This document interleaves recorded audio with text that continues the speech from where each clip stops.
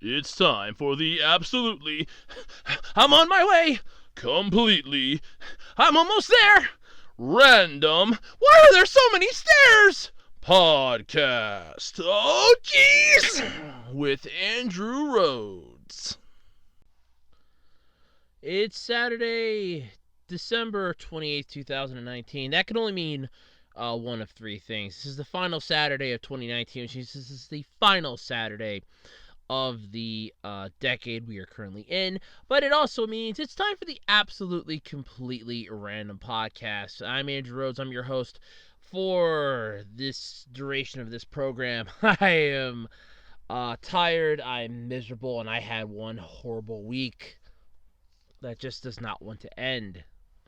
Yay! What are the topics I have to share with everybody this week? Well, believe it or not, that God-awful Cats movie is getting a patch. Oh, yes. It's like a freaking video game. They're getting a day one patch. Or at this point, it's basically an update. Let's call this one version, 1.2 or 1.1? I don't know which yet. Bethesda.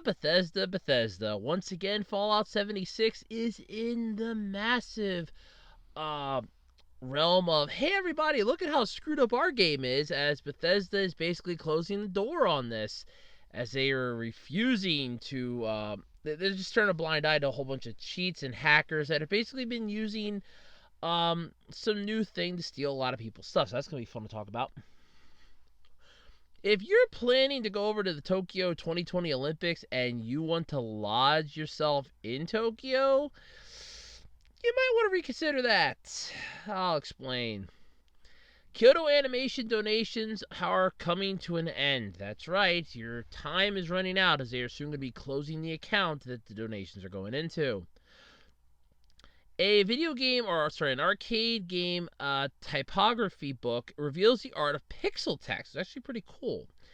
And G-Kids has licensed the Tokyo Godfathers anime film, which this is actually something really cool. And honestly, this could possibly mean us finally getting a dub for this. I'm not going to lie. That's pretty cool. All this and more this week on the absolutely, completely random podcast. Before we go any further into this, you know the song and dance by now, I'm sure. But for those of you that are new to this, hum a few bars and see if you can sing along with us here. As I explain the wonderful sponsor that's known as me. Feel free to check out my eBay page, ARHOADS-2012 on eBay. I have a wide variety of stuff up for sale. Trying my damnedest to get new stuff up. It's slow going because my work schedule in real life is constantly now in flux and is no point at this point looking stable. Not exactly making me feel good inside, but yeah, there's that. And you can, basically check out the cool stuff that I got. I mean, one person's trash, another person's treasure, so long as the taxes aren't going to start killing me, because if they do, I'm not going to be doing eBay anymore. But yeah, we all know how that song and dance goes. It sucks being your own boss. I like it though, but it just doesn't pay the bills enough. But if you want to check out some of the stuff I have up for sale, feel free to swing by my eBay page. That's all lowercase, ARHOADS-2012 on eBay. Don't forget, you can also follow me over on Twitter at Otaku Roads. You can find the link to that in the About Me section here on my channel. And you can also check out the official Web Designer 18 Facebook page. That's right, we have a Facebook page.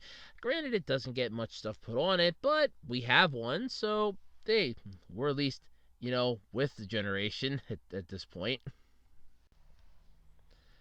All right, so I guess it's time to do my usual. How was your week, Andrew? Yeah, I'm not gonna sugarcoat this. My week sucked. I worked Sunday night.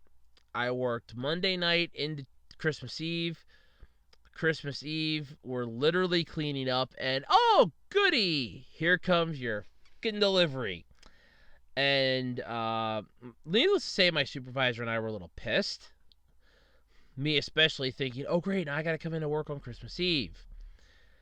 Had Christmas Eve happily off, and Christmas Day I didn't really have to go in that night, but I had to go in early on the 26th. I had to pull a double. I had to go in at 4 in the morning, and then go back in again at 10. And then go back in at 10 last night, and worked till 2 in the morning, where I got read the riot act and was basically yelled at for a good, like, 5 to 7 minutes. Or longer. I think it was maybe like 10. I don't know. I lost track at the point when I stopped caring. And I just sat there and just took the abuse at this point.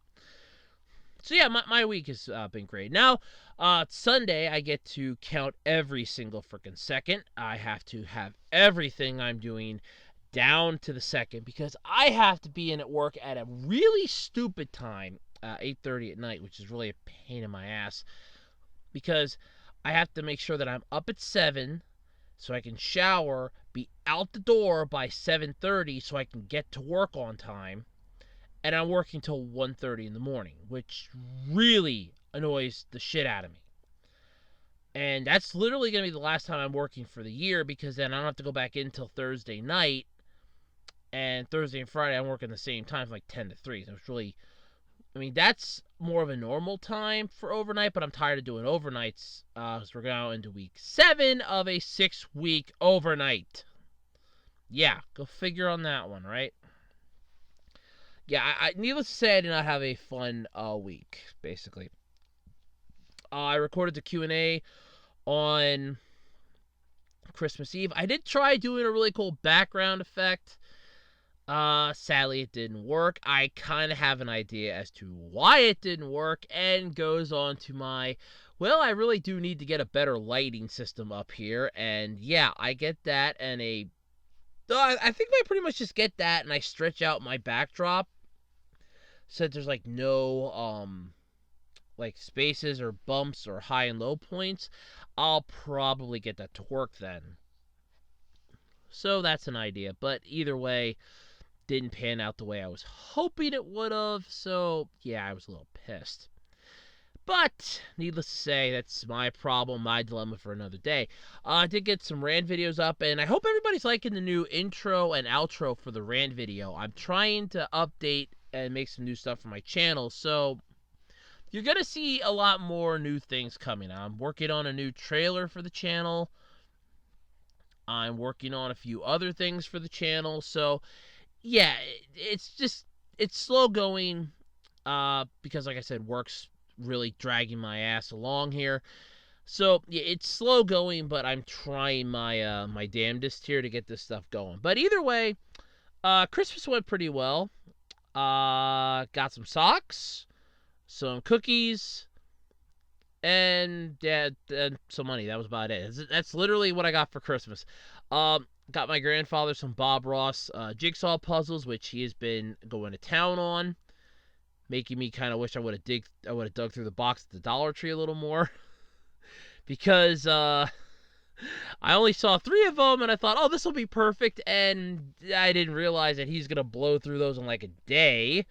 It's what happens when you don't have a newspaper anymore, and when I'm working nights, and it's like, oh, well, Andy knows how to work the TV. Yeah, so does my mom, but she's not going to put it on in the afternoon because, he doesn't want to watch it in the afternoon except for the news. So it's basically he'll work on the puzzle. Didn't dawn on me, oh shit, he's going to burn through 3 of those 300-piece puzzles in a matter of days. Good idea, not well thought out, but good idea nonetheless. I got my mom some nice stuff. I got her a Tweety Bird ornament, a couple cookbooks, and she likes digging up new recipes to try, and constantly trying to find some new stuff to do, and I'm trying to help as best I can. I got her a crock pot book over the summer, which we used like 1 recipe out of it, and it was something for me. So yeah, go figure on that. But basically, we have that. Then I got her a wallet on eBay, which was a pain in the ass to find. Color blindness and trusting eBay's color system that the sellers are putting up is never a good thing, to say the least. But I got that for got my uncle something, got my buddy a book about how to brew your own beer, and my other friend is going to be getting his Christmas gift wrapped up with his birthday present. So there's that. So that's that. Either way, though, had an interesting Christmas. Didn't really get to do much because I was half asleep and had to get up early Thursday morning, so I really didn't get to do much of anything. But either way, that was my holidays. How was your holidays? Let me know. Did you guys get anything good for Christmas? For those of you out there that celebrate Hanukkah, you getting anything good for Hanukkah? Did you get anything good for? I know Kwanzaa started. How's Kwanzaa going for a lot of people? How was your holidays, basically? So I guess is the magic question. Let me know if you want to. How was your holidays? But otherwise, let's dive into the podcast here, shall we? Because I've got a lot to talk about, and yeah, it's gonna be fun. All right, so if you thought that Cats movie wasn't just perfect, if there was something just wrong about it, but you were still interested in going to see it anyway, which first off, if you were, you're either a diehard Cats fan or you really, really need to speak to somebody. I mean, seriously, this thing creeps me the hell out. And first off, I'm not a fan of Cats, the musical, to begin with, but this creeps me the hell out. And finding out that this thing, first off, had a budget of $95 million, and you have an entire scene with little cockroaches that are, walking, singing, dancing, and the one cat eats one. There is no chance in hell of me going to see this thing. For starters, I'm never setting foot in a theater for this. But if you were interested in Cats, you get some good news here if you thought something was a little off-putting about it.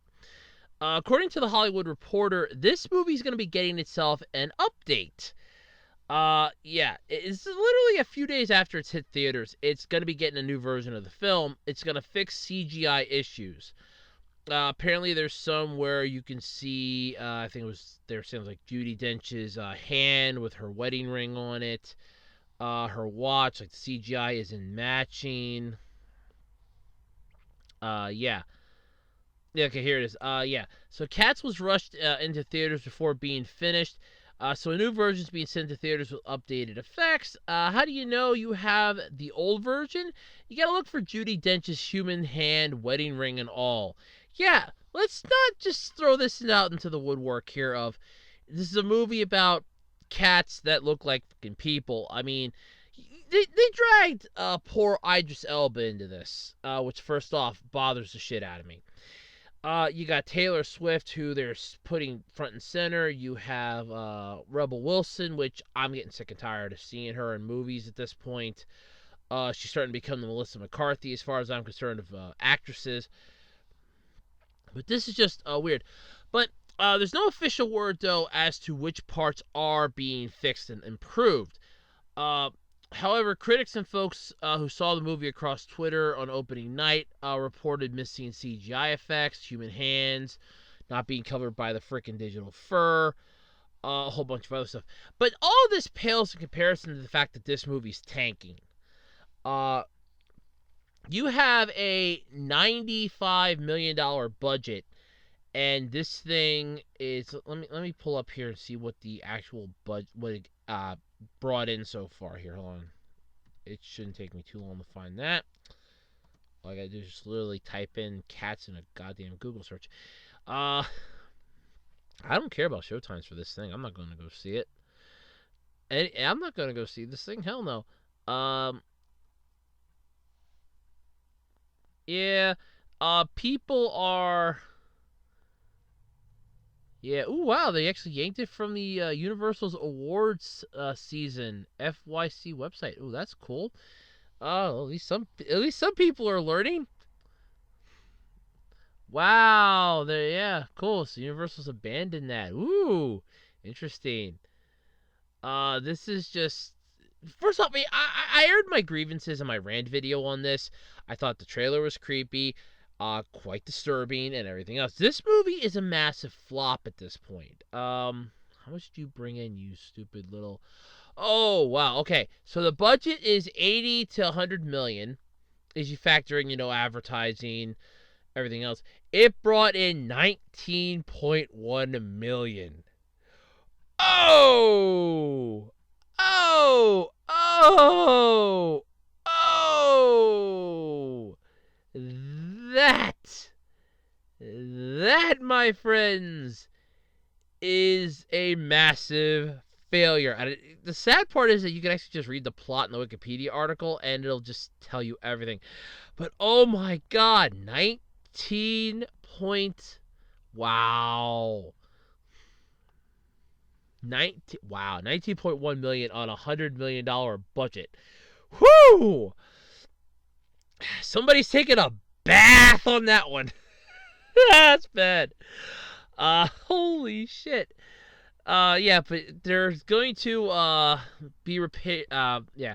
So according to the Wikipedia article, you have CGI glitches and modified releases. The film's original release contained the numerous CGI errors and glitches, such as one scene in which Judi Dench's human hand, complete with her wedding ring, appears instead of her character's cat paw. Who cares? After poor reviews, Universal notified theaters on opening day that an updated digital cinema package with some improved visual effects would be available for download on December 22nd. Which, first off, that's an interesting way. So apparently we download the movies now for the theaters, which that makes sense. I mean, you don't have to spend so much money. But damn, for a movie that's this long, how long is this bitch? Hold on, let me scroll back up here. How long is this bitch? 110 minutes. So we're looking at a good hour and 40 minutes here. So an hour and 40-minute movie, we're going to go with high end here, I guess. So let's max this thing out to HD. I'm going to go with 1080p. You're looking at least a good 5 gigabytes minimum. And I'm being generous on that. You're looking like maybe 5 gigabytes minimum. Damn. Yeah, they have some damn good internet, those places. They pay the good shit here.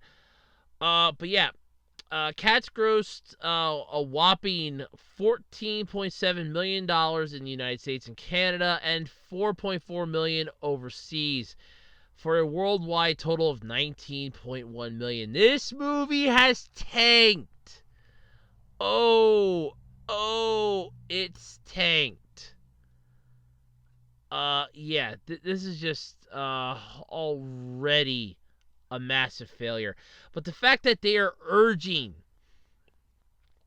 theaters to replace this crappy version with the updated one as soon as possible, to update a film to a modified version while it's already in a wide release I'll agree, it's unheard of. It's the first. This is a massive failure at this point, and I would just take it as a failure. It's like, look, you're taking at least what's this, Universal? I'm trying to figure out who's in charge of this bitch here. Directed by Tom Hooper. Oh yeah, poor Tom Hooper. Yeah. Well, who's all in this? You got James Corden, Judi Dench, Jason Derulo, Idris Elba, Jennifer Hudson. Oh God, I pity you. Ian McKellen, Taylor Swift, Rebel Wilson, Francesca Howard. Music by Andrew Lloyd Webber. He's probably regretting ever agreeing to this because I think he still owns the rights to this. Okay, so yeah, Universal. If I were Universal at this point, I would just take the loss. Just go, look, we fucked this up and just call it a day.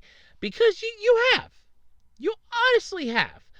I would just take, this is 19.1 million, worst case scenario if you're looking at the short end. At least you're a good 59 million in the hole. Short end, I'm being generous here. I would just take the loss. Seriously, I would just Oh no, 60 million. 60 points. You know what? Screw it. I would just take the loss at this point. Just take the loss, call it a day. Because honestly, at this point, you had no chance in hell of recovering the money. This movie is a flop. It is a failure. It is a piss poor attempt at this. But the fact that we're now at the point in movie cinema that if the movie sucks, we're going to get a day one patch. A day one patch. First off, the film was rushed into production, and it shows it. The director himself has even explained that he felt like he barely had enough time to finish this film before its December release date. Then why didn't you just push it the hell back? Have it come out in freaking February and have it go up against Sonic movie. Give him a couple more months. Or better yet, have it come out in March. Better yet, have it come out when Hell freezes over. That would have been a better choice, I think. But no, this is a bomb. This thing is just a freaking crater. 2019 was the year of massive failures, and this definitely ascertains to that. I mean, you had the Sonic design that came out that everyone bitched about, forcing Paramount to redesign it, and then you had Jim Carrey who's going that I think the fans have too much power by changing the film. If they wouldn't have changed it, I guarantee you his ass would have lost a lot of money because he would have been carrying that film, and I don't think he could have carried that film for long. Then you have Cats that comes out, and this thing's a massive flop and a half, and fans had already voiced their concern about this prior to its release, just when the trailer itself dropped. You had Arctic Dogs that was a failure. You had Playmobil that was a failure. 2019 was the year of failures, basically, and this shows it. The fact that we literally have, oh, look, here, let's talk about this horrible piece of crap, and hey, good news, in case you were hoping it was going to be a simple, piece of crap that didn't fail, you lose. It failed miserably. Like, tremendously failed. This thing is a flop. At 19.1 million total, it's a train wreck, basically, and you have no choice and no chance in hell of recovering your money. If you do, it's a miracle. I'm not gonna lie, but I don't see them recovering jack shit from this. This is a flop. This is a failure. They lost money. Just take the loss, pull up your pants, and just basically walk away and hold your head up high and go, look, we failed, but we tried. But at this point, you know what? Screw it. You want to go down swinging, go down swinging. You're going to go down hard, but shit, you want to go down swinging, be my guest. Yeah, this thing was disturbing enough from the trailer alone. But it's like, oh, well, there's, massive issues with this. What issues besides, oh, look, we didn't have completed CGI. A lot of scenes weren't done right. Oh, cool. Here's an idea. Why don't you just give an award to everybody that can count up how many scenes are wrong or how many inaccuracies they find and give them a prize? Like their money back. I guarantee you. No. Let's think about that for a minute. If they would have that as a contest and go, hey, Cats movie is out in theaters. If you go and count up all the inaccuracies in this movie, all the missing CGI, all the incorrect scenes, all the stuff that just doesn't seem to work, and you go onto this site and submit it, and we pick a winner, you'll win double your admission back. Yeah, I can honestly see that as a publicity stunt to get asses into the theaters, because people will stomach seeing this for a chance to win double whatever they paid in admission back. People will do that. Or, hey, your next 3 movies are on us. And I guarantee you, the amount of people that will go in there just to try to win a contest would actually offset how much you've lost. Because you figure people can have multiple entries, so they could go back and watch it 6, 7, 8 times for the chance to win, 3 movies for a year or something. I mean, if they would have just said, look, this was intentional, and we did this as part of this, they could have spun this in a way to make it a marketing and a PR plus for them. It's like, hey, look, we'll pay movies for a year. And if somebody looked at this and said, isn't that going to eat into our profits? At this point, it'll be a miracle if we make a profit. Hey, if we break even with this stunt, it'll be a miracle. You know, break even if you lose a little bit of money, like maybe a couple $100,000 out of the deal by paying for movies for a year for like 3 or 5 people. Hey, who cares? You at least broke even. Like, you're not looking at a massive loss, but it's a loss nonetheless. But no, it's just, well, we're just going to day one patch this bitch. This is almost like, yeah, we didn't get it right the first time, so here's version 2. It doesn't work that way. People aren't going to want to go back and see it regardless. I mean, this movie disturbed some people. You had scenes with the mice that apparently disturbed some people. There was the cockroach scene that I saw on Twitter that disturbs the living shit out of me. It's just, it's wrong. This movie's a train wreck. It's a disaster. It can kiss off, as far as I am concerned. It's a total wash. It's just a wash, and just call it what it is. It's a failure. Suck it up, deal with it, have a nice day. That's honestly what I have to think about this at this point. It's just a total write-off. Just call it what it is. Okay, let's play a little game here. So what does piracy, Bethesda, Fallout 76, and Assassin's Creed Black Flag have in common? Well, if you went for the fact that Assassin's Creed Black Flag is about piracy, and piracy was the one thing I said, and Bethesda has a game called Fallout 76, and that there's a mod and a hack that lets you steal shit from other players, then you pretty much caught on to this. Say hello to Fallout 76's latest nail in its coffin. So apparently some hackers found this is really fun. Found a unique hack which allowed them to steal items from hundreds of players in the game. Bethesda patched the worst part of the exploit. Some of the affected players are still waiting to hear if the company's going to restore their lost loot. My guess is probably going to be no. But yeah, so players running around Appalachia in Fallout 76 were just lifting items from random players. Unsuspecting players were just robbed of their stuff. I watched some of these videos, actually. This was really interesting. I mean, it took everything. It took the armor off of them. It basically left them as a person literally just wearing underwear. That's what they were in the game anymore. And you could tell the ones that got hacked. And the kicker was that the person that was doing it was running around themselves, making it seem like, hey, look, I'm, just like you. Somebody did it to me. And it's gone. The pickpocketing spree was the result of a newly released hack over the unknown cheats.me. Yeah. Created by forum user Eric Ban.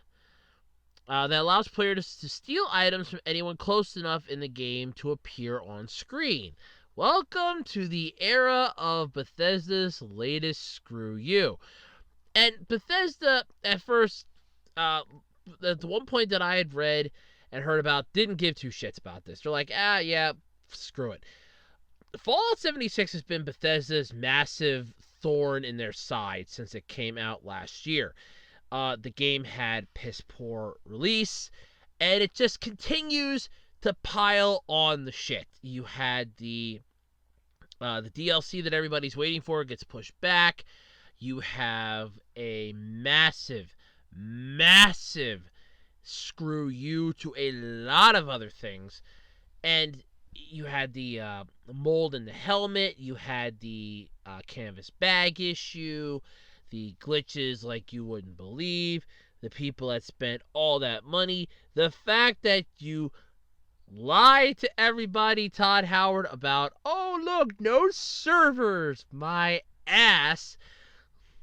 And it just gets worse and worse. But this takes the cake. I mean, in all honesty, this is a hack. But what Bethesda should do is, here's a brilliant idea for you. For your next Fallout game, why not have that be a perk that you can throw in? And yes, I've watched a lot of Mitten Squad's Can You Beat challenges, and I love the Fallout ones because it's mostly just fun. Can you beat Fallout New Vegas, or can you beat Fallout 4 with only this? Can you beat Fallout with this or this? As far as Fallout 76 is concerned, this thing has been nothing but a train wreck of a disaster that Bethesda should just wash their hands of at this point. Just, end the game and go, you know what? This thing is done. We're sorry. We apologize. Bear with us. Next game coming out. But they're not going to do that. So Reddit user Jebediah Jedi, that is one kick-ass username, by the way. There should be a YouTube channel called that. Well, I can just hear that now. Welcome to the Jebediah Jedi YouTube channel, where you talk about like video games, like Star Wars stuff, or just video games in general, or Star Wars related content, or just anything. That name alone is impressive. I love it. That is one hell of a username.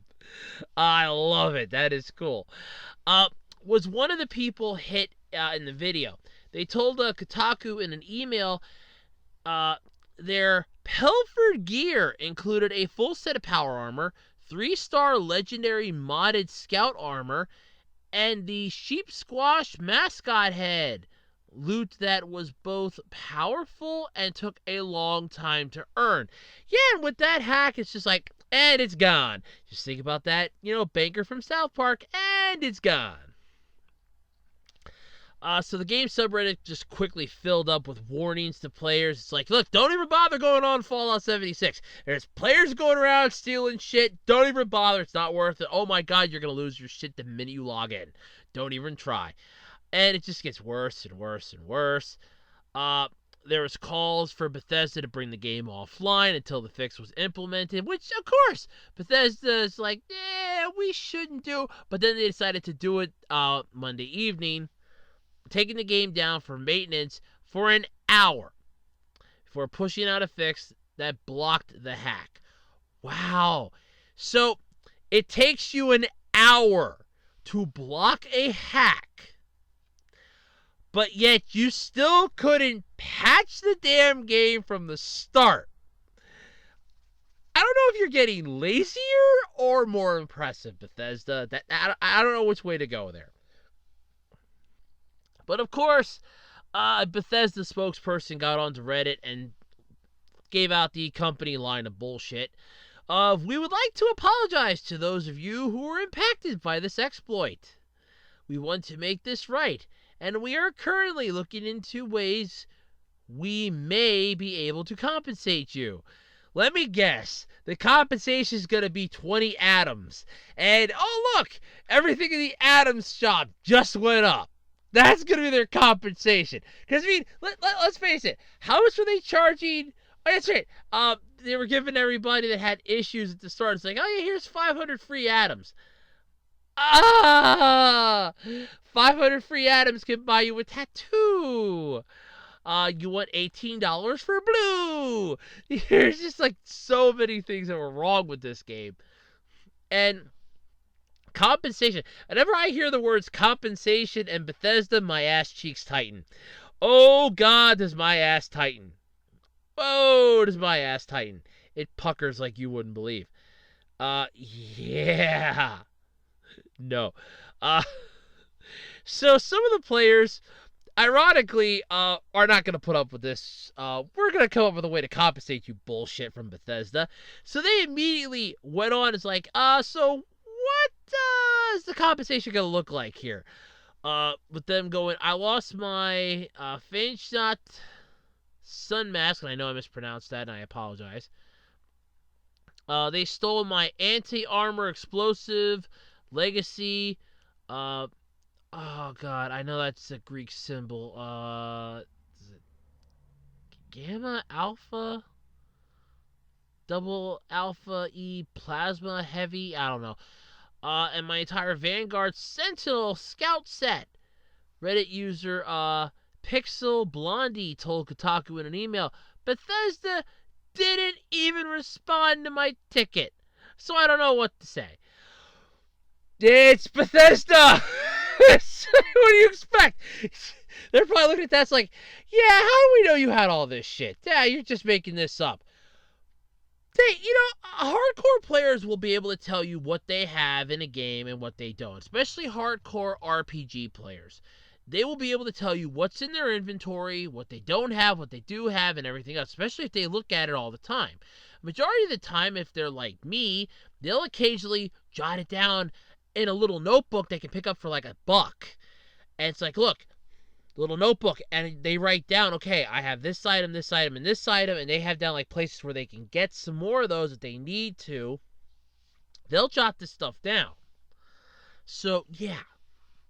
So, while the inventory hack has been fixed, it's just capping off the crap hole screw you of, Bethesda's thing. Especially for players using other hacks distributed on the Unknown Cheats site. We're able to duplicate rare weapons, modify the stats of legendary gear, and even add entire NPCs to the game. It's still, though, not clear what vulnerability in the game made the cheats possible or why they were only discovered over a year after the game was released.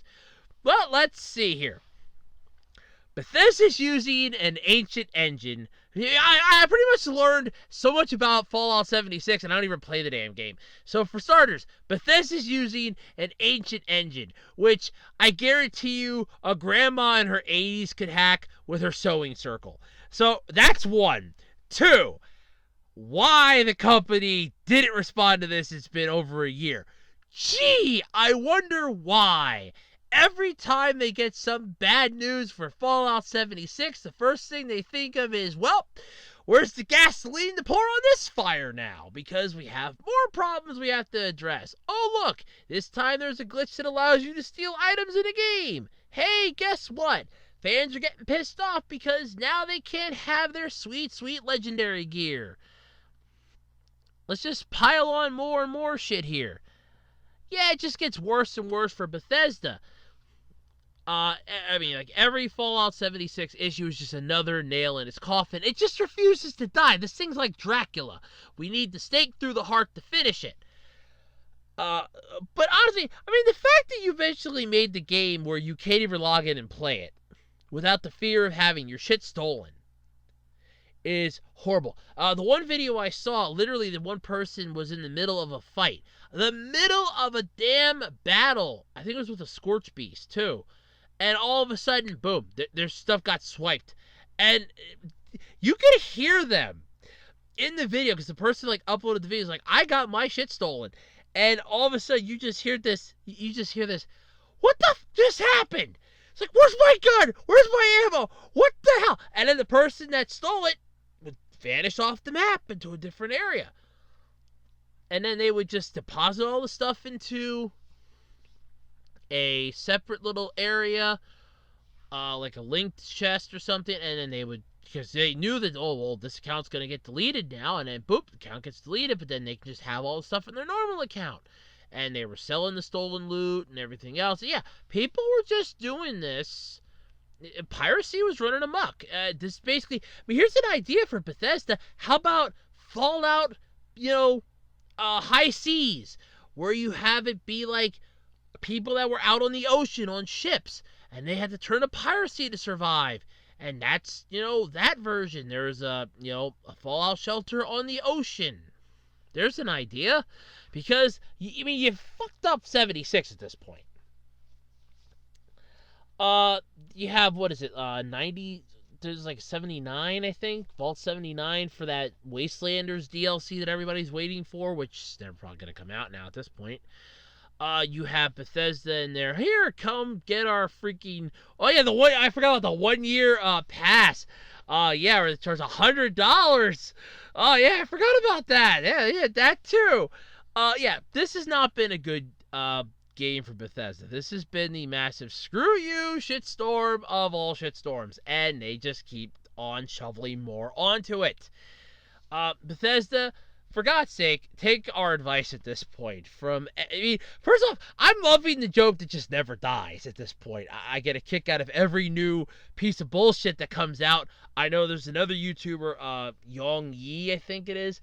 He gets a kick out of this. I swear he's getting a kick out of this. Every time you turn around, there's some new bullshit with Bethesda and Fallout 76. And it's just like, well, what Bethesda do this time to screw the pooch? Oh, that's nothing new.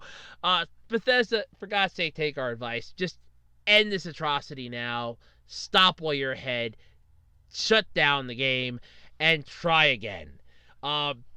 This game is a failure. It's massively screwed up. You messed it up. It's done. There is no patch in the world that's going to fix this. Just let it go and call it a day, Bethesda. That's all you can do anymore at this point. But, yeah. We can now look forward to Fallout 5, where you'll probably be able to steal stuff from NPCs. Oh, wait, they already have that in the game. It's called pickpocketing. Alright, so this is an interesting topic that I came across this morning. So, if you want to stay over in Tokyo, lodge over there for the 2020 Olympics, you might want to reconsider that idea. See, lodging prices apparently have begun running wild, and they're not happy about it. So if you want to stay in Tokyo during the Olympics, you might look elsewhere. Check the prices first.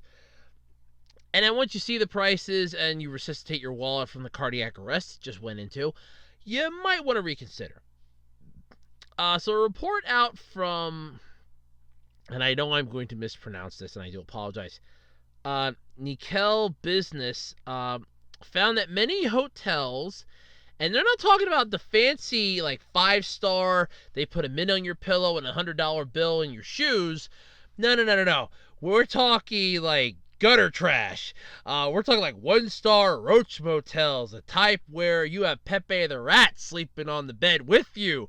That type of motel. Yeah, we're talking the good old roach-infested rat hotel. We're talking Hotel Kiss My Ass. That type of hotel. We're talking a 1-star kiss-off ones.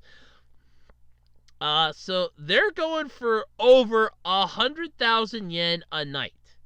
So, at the current exchange rate, as of this article, that's about $915 a night. I'm sorry. So we're not talking the fancy hotels here. We're talking gutter trash. I am not going to spend $915 to sleep in gutter trash. I'm sorry. I have my standards, damn it. I demand that there at least be a pillow for Pepe the Rat to sleep on, and then I will sleep on gutter trash. I have my dignity, damn it.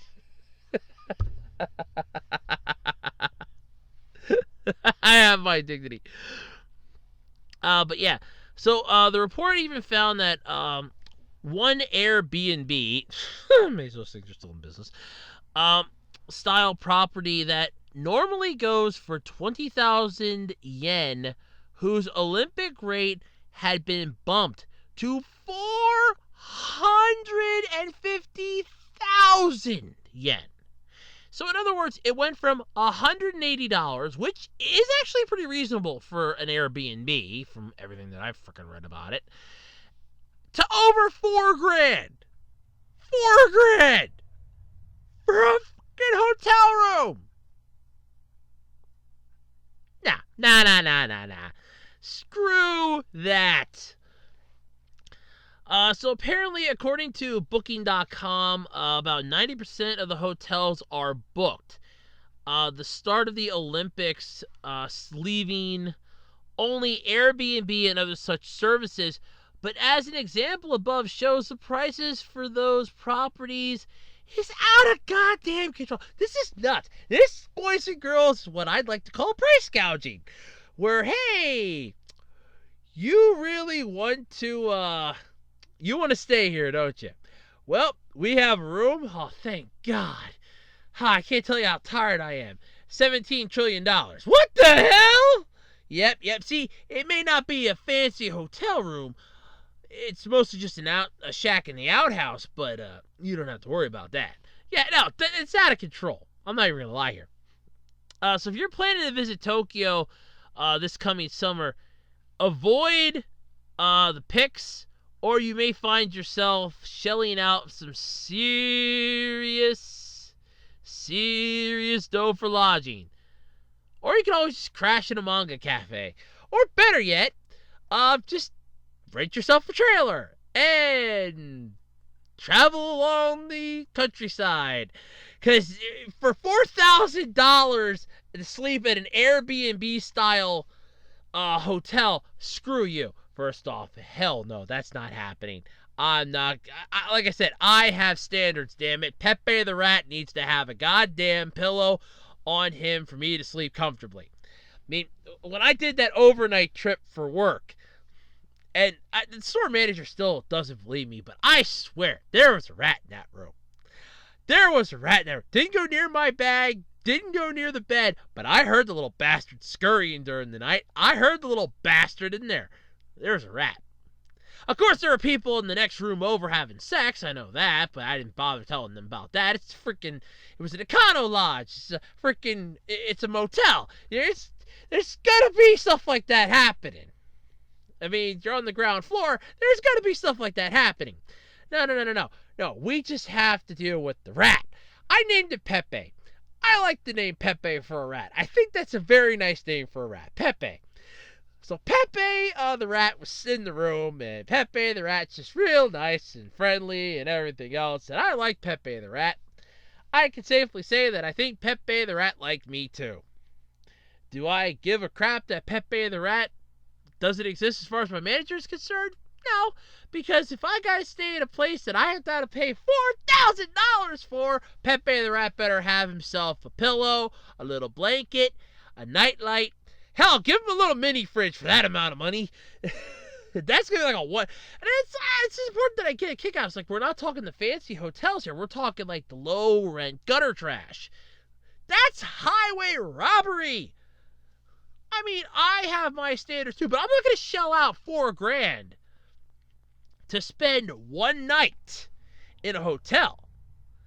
I mean, is that $4,000 for one night? For $4,000 at a hotel, I had better be serenaded to sleep, serenaded when I get up in the morning. There had better be a musical toilet for when I have to take a crap. It had better sing and hum a tune. And then while it's at it, when I go to shower, I had better hear songs coming out of the shower head for $4,000. That shower head had better play music. Okay? There had better be like a lovely atmosphere, a mint on the pillow, freshly laundered sheets, a floor you can put your feet on and not feel disgusted. No, there had better be all that shit. Because in all honesty, we're talking $4,000 for a scrappy screw you motel room. Kiss my ass. That ain't happening. No chance in hell is that happening.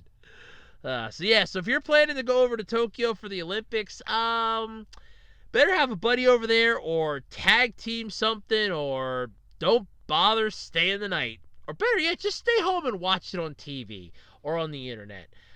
It's just as good.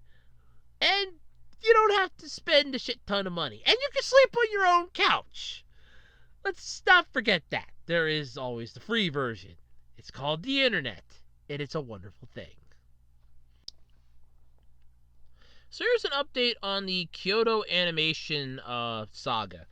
For those of you who have not been paying much attention, or just need a refresher and bring me up to speed course here, back in July, on July 18th, they suffered a horrendous arson attack that claimed the lives of over 30 people.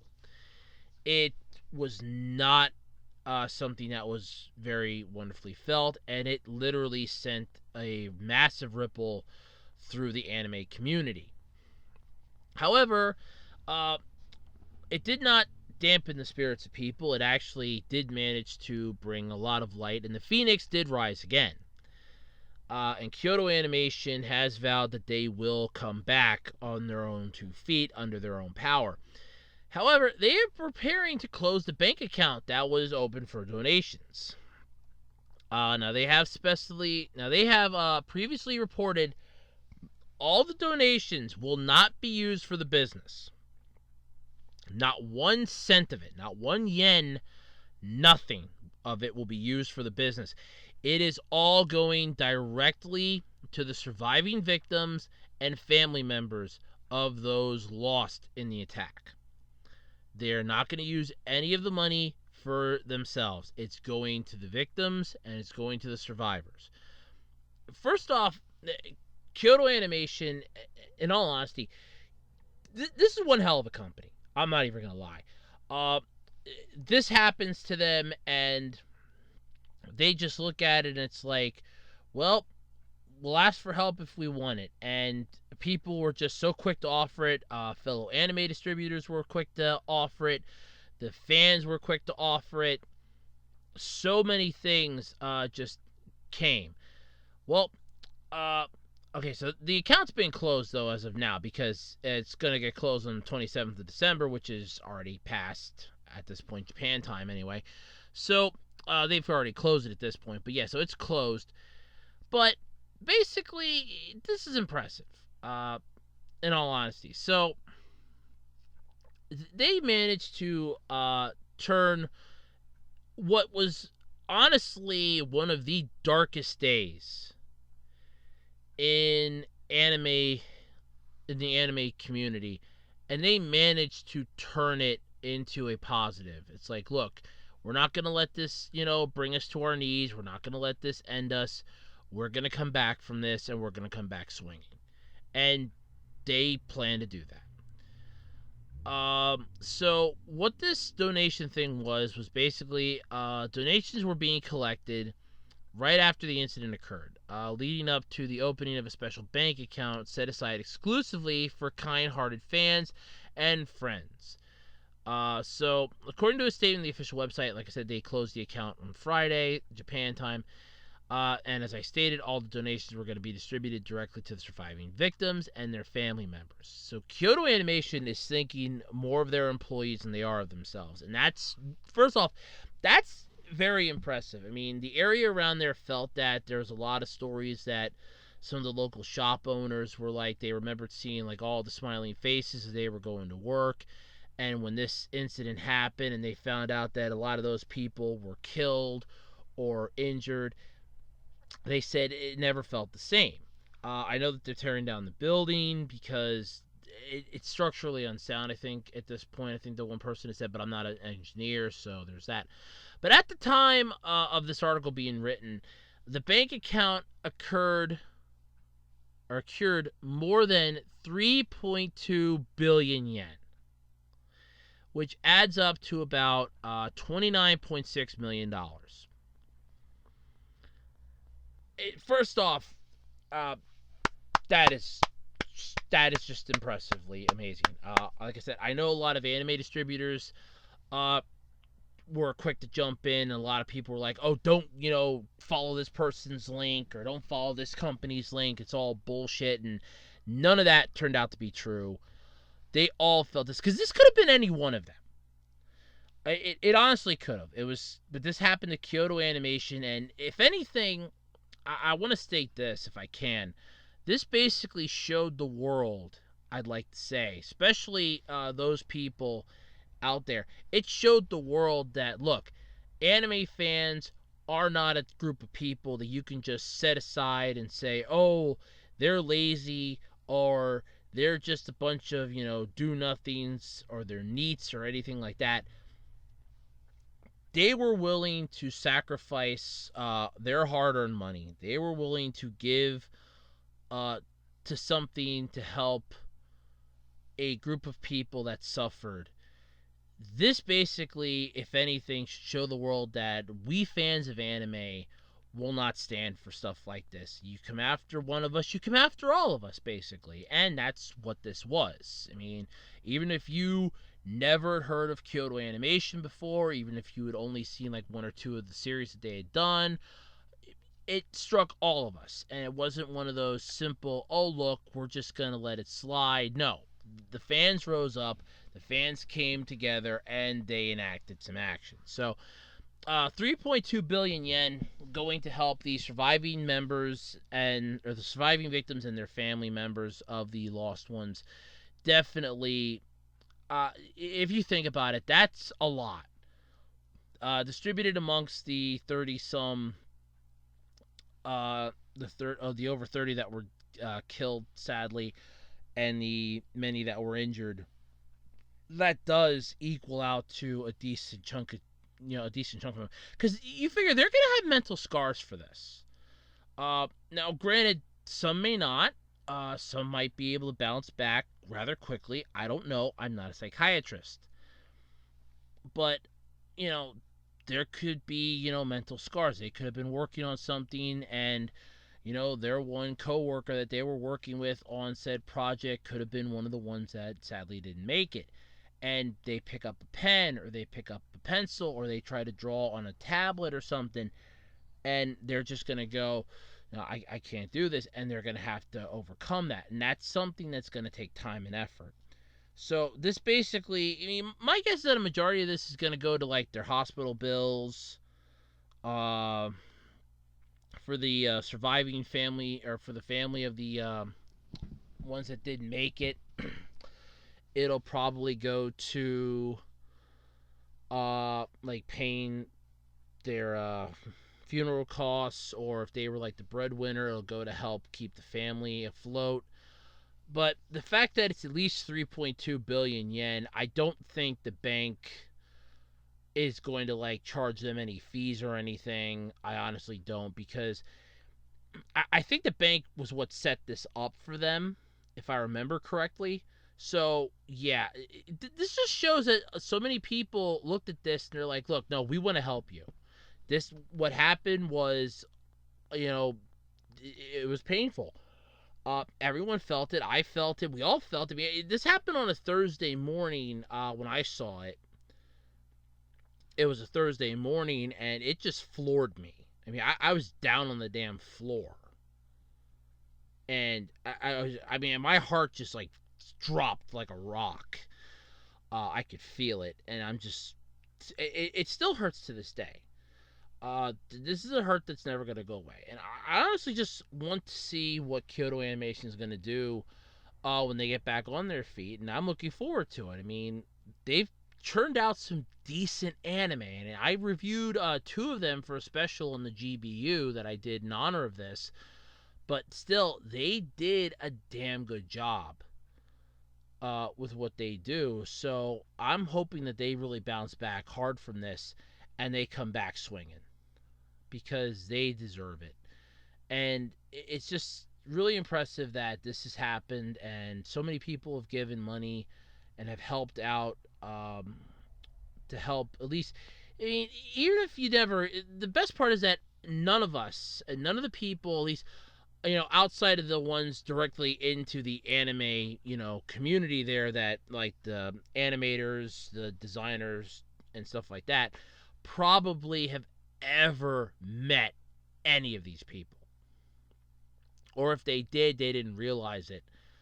And the fact that they literally gave to strangers, they gave, them money, that I find is extremely impressive. It shows that there is still some goodness left in the world.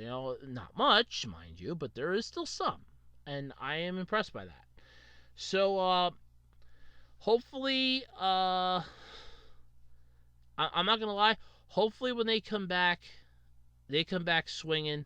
And I honestly look forward to the first series or movie or whatever Kyoto Animation brings to the table. I'm not joking. I'm looking forward to it. It seems like it's going to be good. Hopefully they hit the industry.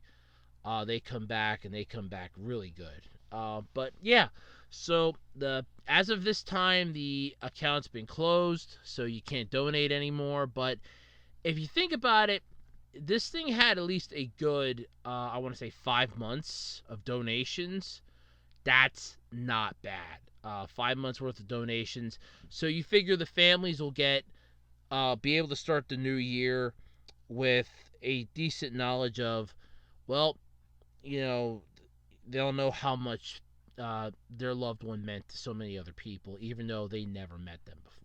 And it's words can't describe it. Basically, it's the way I feel every time. But I found this out this morning. I wanted to bring that and share that to everybody that there is an update on it. So, yep, I'm impressed. I really am. Okay, so here's something that a certain group of otaku are just gonna love. Better yet, here's something that a lot of old school gamers are probably gonna love too. So, there is a book coming out. It's called The Arcade Game Typography: The Art of Pixel Type. And it sadly escaped the attention when it was released back. Okay, it was released right. Okay, it's back in October. It came out. Damn, what the hell? This thing flew under the radar for 2 months. Holy shit. Okay, I thought it was only coming out. No, it's already out. So there's an upcoming Japanese edition, which is what alerted Otaku USA magazine to it. However, I find this interesting. I'm going to have to submit this to Pat Contry and Ian Ferguson for the CU podcast. See if they talk about it. They probably won't. They never take any of my suggestions. Hint, hint, guys. I have some good ones from time to time. You're more than welcome to take some. Feel free to comment. Use me if you want to. I don't mind some free publicity. Yeah, I really wouldn't. But the book's basically by typeface designer Toshi Omagari, is an exploration of the way text was handled in a number of famous arcade games, from Pac-Man to R-Type. Pages break down in extreme detail the art behind each letter displayed on screen from A to Z, to numerals and symbols. The book even features pages of extremely zoomed in type placed on a grid so readers can see exactly how the game designers of the day created game text pixel by pixel. That is impressive. There are some pictures down below in the article, which is really cool. Looking at it, that is just, oh my god, that's impressive. So here's the official description. So it says, featuring pixel typefaces carefully selected from the first decades of arcade video games. Arcade game typography presents a completist survey of a previous undocumented outsider typography movement, accompanied by insightful commentary from author Toshi Omagari. I apologize if I'm mispronouncing that. A monotype typeface designer himself, gathering an eccentric range of typography from hit games such as Super Spirit, Marble Madness, and Space Harrier, to countless lesser-known gems. Arcade game typography is a vivid, nostalgic trip for gamers, designers, and illustrators alike.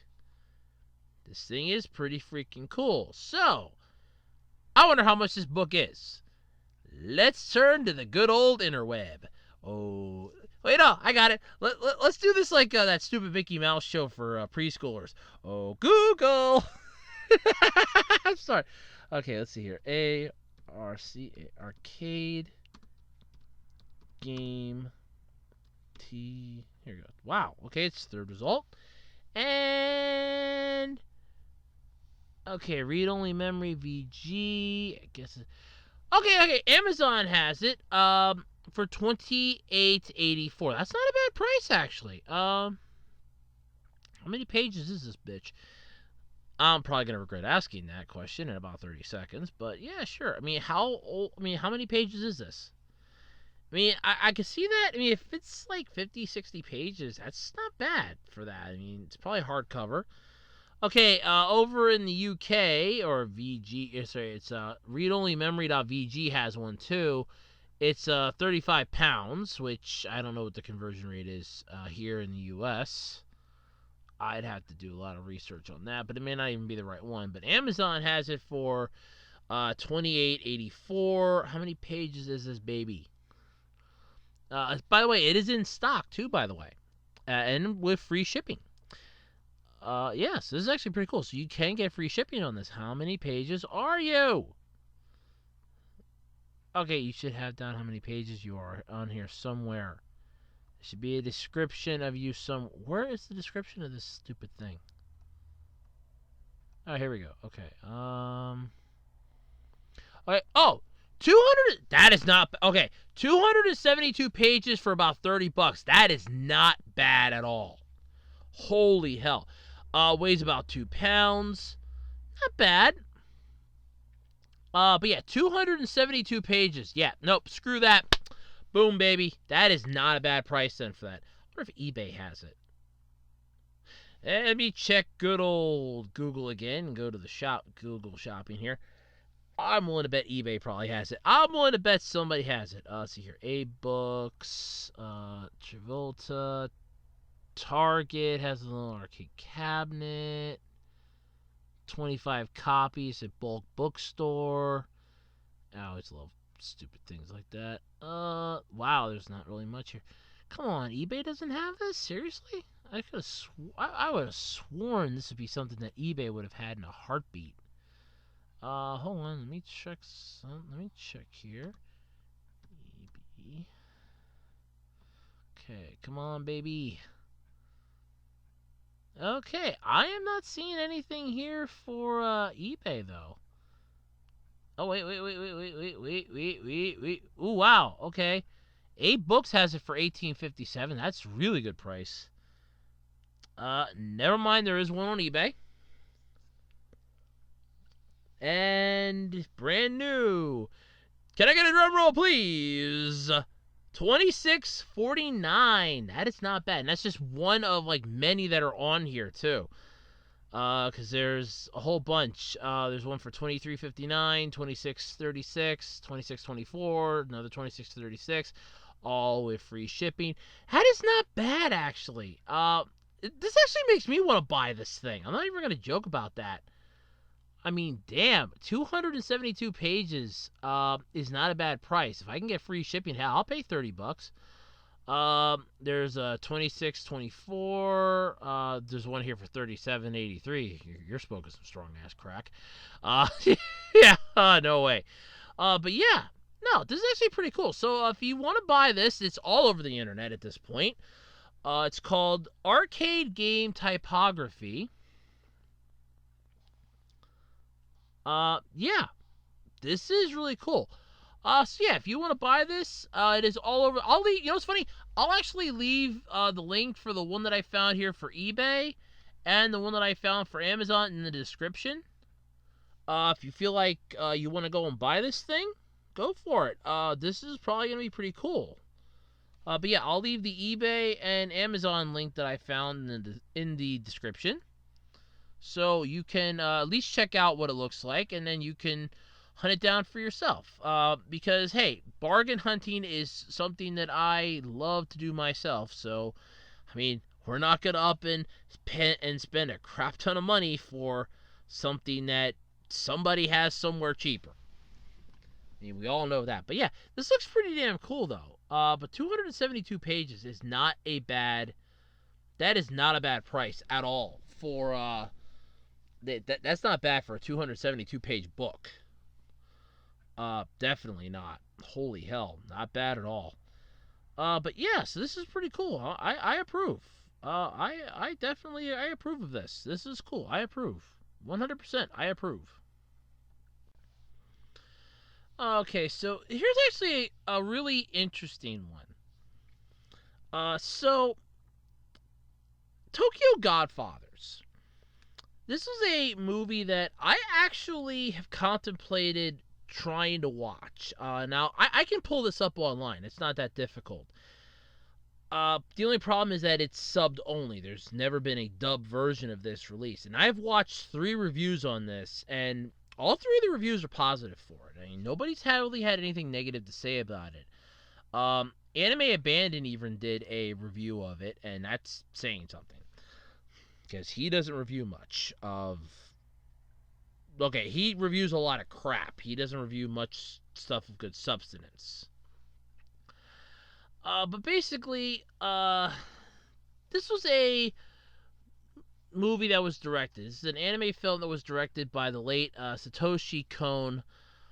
A number of classic anime films prior to his untimely passing, one of which is the beloved Tokyo Godfathers. This one was originally released in 2003, but has been unavailable in some regions in recent years. Mostly because of licensing, I think it was, or the fact that nobody really wanted to deal with it. It was sort of like an odd-off one. And, I mean, I know I could pull this up on Tubi. I think Crackle had it at one point, but I know Tubi... I'm pretty sure Tubi still has... You know, I'll check that right now. Because I can pull Tubi stuff up on my... I can pull that up on my laptop here. But I am almost sure that Tubi still has it. I'm willing to bet good money on it. But, yeah, so...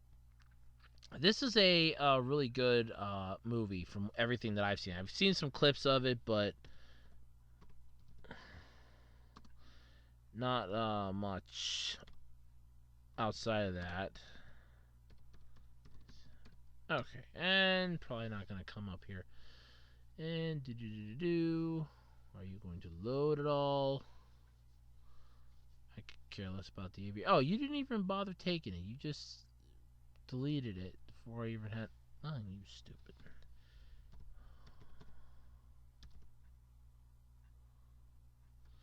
Wow, okay. There we go. Okay, no, it's not available on Tubi anymore. Okay. I think it was for, at one point, it's not anymore, but I remember it was at one point, but that was like a while back. So, okay. So, no, I can't pull it up on Tubi anymore. So, that sucks. I could probably still pull it up on, like, YouTube or something. Somebody probably has it up on there. But, either way, this is actually impressive that this is coming back. So G Kids picked up the rights to this baby, and North America is going to be getting an experience of all time. They're going to get to experience the magic of this. Either all over again or for the very first time, because this thing's being restored brand new 4K resolution, so it's getting a fresh coat of paint, basically. The restored version of this is coming to theaters and home video in North America sometime in early 2020. It's going to be shown in Japanese with English subtitles and in a new English dub, which this did not have before. This was purely subbed only. I remember that. This was purely subbed only. There was no dub for this. It was sub only. So if this thing's getting a dub, that's really impressive to me. Now, of course, I've seen the way English dubs can go from time to time. I could see this not ending well, but still, yeah, you do have, it could be good. I don't know. Check this. I'm checking YouTube to see if it's on here. Yes, okay, it is up on YouTube. I knew there was a place that I could watch it yet. Okay, it is up on YouTube. Ha! I knew it was still somewhere. And for some reason, I keep spelling Tokyo wrong. How do I keep spelling Tokyo wrong? Tell me how I keep spelling it wrong. How? It's exactly how I have it spelled. Never mind. Oh, yeah, okay, never mind. I keep putting the Y before the K. Okay. Never mind. Alright, so either way, yeah, it is up on YouTube. But like I said, it is subbed only, so yeah, there is that. But either way, it is a good movie if you do get a chance. I haven't personally watched it myself, but it's getting an English dub, so that's really cool. But I could just watch it subbed, basically. But here's the plot of it, the synopsis in a way. So, in modern day Tokyo, three homeless people's lives are changed forever when they discover a baby girl in a garbage dump on Christmas Eve. As the new year fast approaches, these three forgotten members of society band together to solve the mystery of the abandoned child and the fate of her parents. Along the way, encounters with seemingly unrelated events and people force them to confront their own haunted pasts as they learn to face their future together. This movie has been referred to as one of the most touching Christmas movies you could ever get from anime. I said I have not actually had a chance to watch it. I have wanted to, never got a chance to, but I have wanted to so badly. But like I said, it was only ever subbed, and I don't mind that. It's just the fact that I never had the chance to just sit down and watch it, because it's mostly, okay, do I want to sit down and watch it today? No, I don't feel like watching it today. A couple weeks later, do I want to watch it today? No, I don't feel like watching it today. I don't think I'm mentally prepared enough. And I just kept making up excuses to myself of why I don't want to watch it. But either way, with G-Kids giving this thing a fresh coat of paint and a new release, we're probably going to get it on DVD and Blu-ray. Hopefully not just Blu-ray, hopefully DVD and Blu-ray, because this is a worthwhile movie to get. And even if it only comes out on Blu-ray, I'll just look for the subbed version on DVD and be done with it then. The hell with it.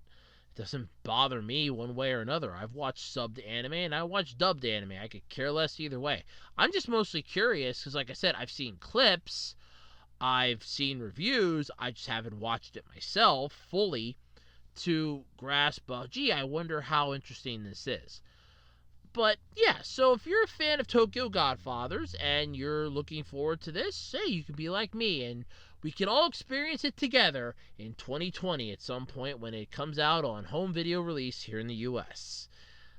It's going to be pretty cool. Hopefully it'll get released in theaters here too. I mean, that'd be pretty cool. We should have more anime movies shown in theaters and then put out on a DVD. Really bring the anime fans together. Have special outings for anime fans at movie theaters. That'd be pretty freaking cool. Alrighty, folks, that's gonna pretty much do it then this week for the absolutely completely random podcast. Yep, that's it for what's all I got. Topics are used up and they're emptied, and I'm tired and I have to count every single second tomorrow. I have to have everything down to the letter. Like down to the second, down to the millisecond almost.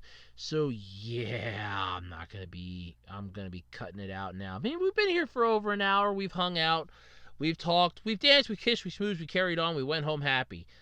I mean, at least I did, and I'm at home, and I have some Dr. Pepper left, and I'm happy. So, yeah, happy-ish. I'm happy-ish. Happy-ish. But yeah, so don't forget, the next Q&A video is January's, provided I survive the second Thanos snap, happening January 1st. Who knows? I may not survive that one. Yes, that one might be the one that ends me. You never know. But I'm aiming for the final week to put it up, so please have your questions in by like the 24th, 25th, 26th at the latest. I think I said that in the Q&A, but yeah, just to remind you all. And basically, yeah, that's about it. So thank you all for hanging out with me, and until next time, I'm Andrew Rhodes. This has been the absolutely, completely random podcast. I'm saying bye-bye. I'm checking out. I'm clocking out, and I'm out of here. Bye-bye, everybody, and have a wonderful week.